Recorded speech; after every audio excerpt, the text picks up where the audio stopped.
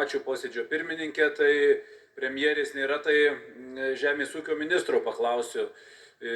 Kai pristatinėjot klausimą, čia neatsakėt man apie tas ūkininkų atostogas, galbūt galite patikslinti, kur visuomenininkai, savanoriai padės ūkininkams pamelžti karves, pašerti galbūt kitus gyvūnus, gal patrešti laukus ar nupurkšti.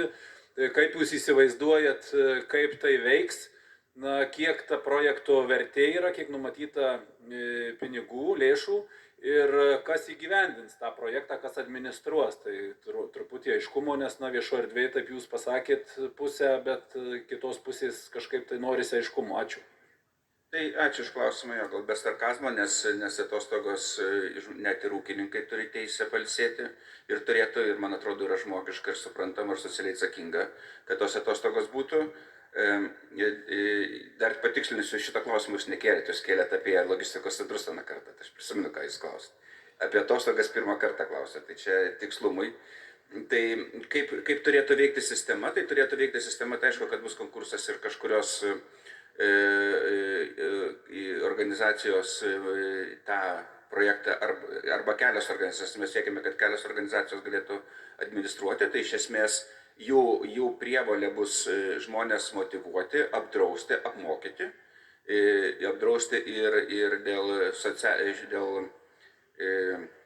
civilinės atsakomybė, nes darbas su gyvuliais tai yra taip pat daug, ne tik žinių reikia, bet maža kas gali nutikti. O kaip jisai veiks, jisai bus skirtas.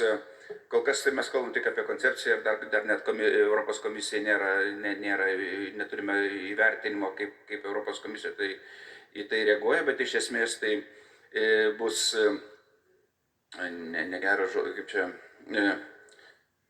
bus pūlas angliškai, kaip čia, bus žmonių grupė sušaukta, kurios tas administratorius apmokys ir kas galės pretenduoti, tai pretenduoti tik tai tie, kurie turi kurie ūkį valdo tik tai kaip neturi samdomų darbuotojų, kaip aš nežinau, kaip matot jūsų ūkio struktūros, tai ir jeigu jūs neauginat bičių, tai matyt, kad galėsit, nes nežinau, ką jūs iš gyvūnų galvijų auginate. Bet prioriteto tvarka, tai aišku, pirmiausia yra pieno ūkiams ir tada kas